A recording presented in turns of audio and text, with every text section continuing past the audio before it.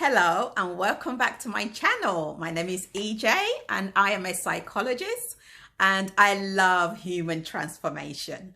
And that is just literally seeing somebody coming in from one form and transforming into another form, the more desired and wished self. That's my love and I love that.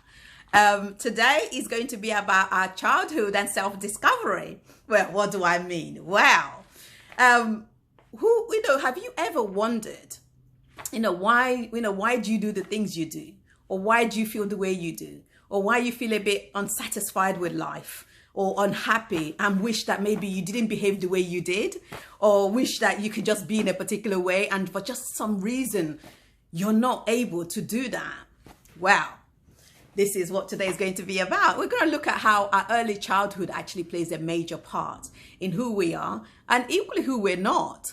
And that's a good thing and a bad thing, depending in context, okay? So it's really important that we know what I mean by that. Well, when we are born, we are like a blank slate, in a sense, a blank sheet of paper with nothing in it.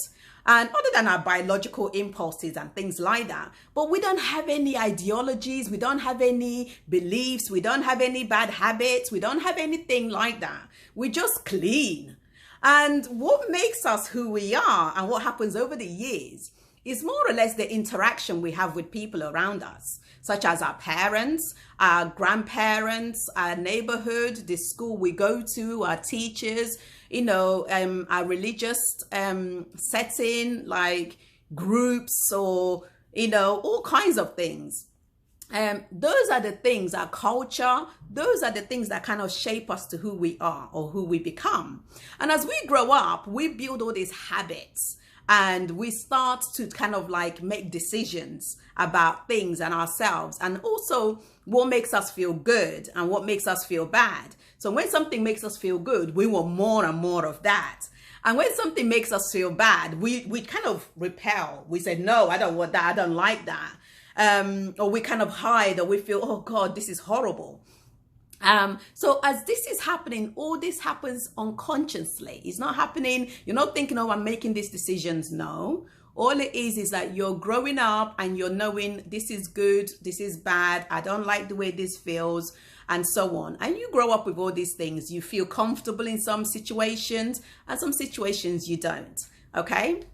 So that is what happens to us. So as children, all those things, all the things that's happening around us, all the things we're seeing, all the things we're hearing, all the things we're feeling is building like a memory inside our body, inside our mind. And it's like, and then we're kind of growing up with those things. And if they're not good habits or good things that you're seeing or you're experiencing, they can actually end up having like a negative impact on you, because it will make you start behaving in a particular way. So for example, imagine you live in a household where your parents argue all the time, and they're always arguing, they're always fighting. And, for you as a child, you feel helpless. There's nothing you can do about that. And you feel scared because you don't know what to do. And, you will scream and be crying, and, maybe hitting one of the parents. And the one you will hit is the one that you're not so close to. And the one you're more close to, you will start, wanting to protect that one that you're close to. Or, for example, you might, the opposite of that might be you're in a household where your father, say, for example, don't talk. He doesn't interact with you or all of you guys. And then you kind of shy away and you feel angry inside, and you just wish he will interact with you or speak to you or tell you to do something, or, just play a part, be a father to me in a sense. Yeah. But he just cold and don't say anything, just kind of leaves you to get on with it, and you and your mother to get on with it, and so on. And it's almost like he's there, but almost like a spare part. So all those things, we're making decisions and they build up who we become. So where does all this lead? Well, all this is leading to who we are, in a sense of how we develop our personality and how we kind of then build habits and a way of behaving that we may not like, and which makes us maybe not be so bothered with life, or can't be bothered or lost enthusiasm or excitement and of happiness about life.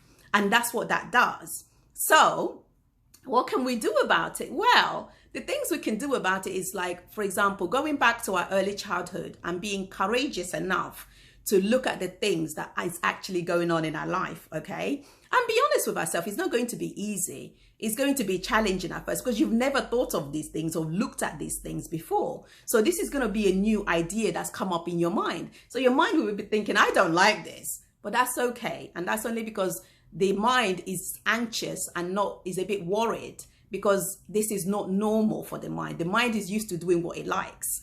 And suddenly you want to, like, say, well, let's look at what we have here. And we want to continue with this behavior. And that's what you're doing.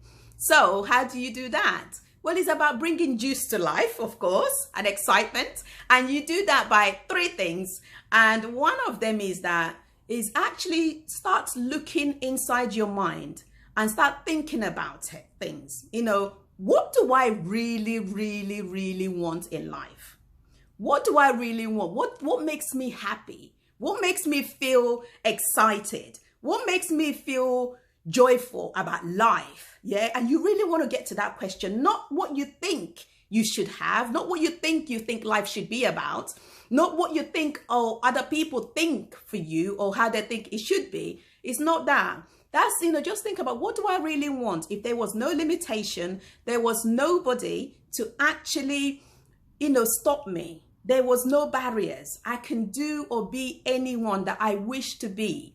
If there was a magic wand and you could make a wish of this ideal world, yeah, what would you really, really want? What is your heart desire deep down? And this is about looking at the unconscious, okay? Look down, deep down. And you do that, so you think about the things that make you happy, all right?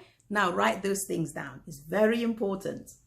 And 2 is about thinking about, not because of your circumstances, not because of the people around you, what they want for you, okay? You have to remember that. You now have to ask yourself, what do I like doing, okay? What do I like doing? What do I like? Where do I feel more comfortable in when I'm doing something? And when I do that thing, I feel alive, I feel energetic, I feel lively, I feel happy, then you ask yourself that, and then write that down.